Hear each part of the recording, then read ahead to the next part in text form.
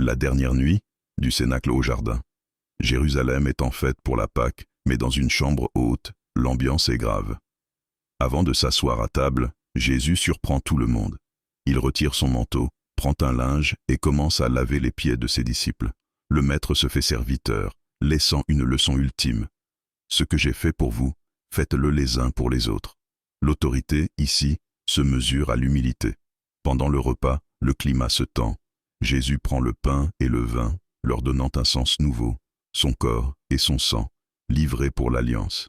Mais il annonce aussi la trahison. Judas quitte la table, s'enfonçant dans la nuit. Malgré les promesses de fidélité de Pierre, Jésus sait que l'heure est venue. Le repas de communion devient le prélude d'un sacrifice imminent. Le groupe se dirige vers Gethsémané, un jardin d'oliviers au pied du mont.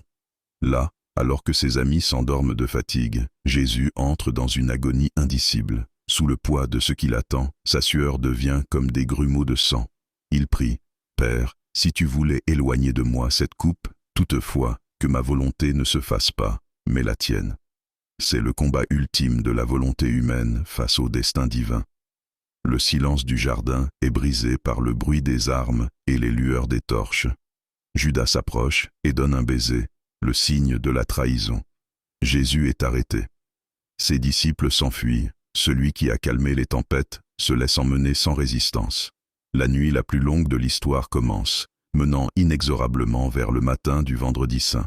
La plus grande victoire commence souvent par une soumission totale. Êtes-vous prêt à veiller quand tout le monde s'endort? La suite, le procès et la crucifixion, le cri de la colline.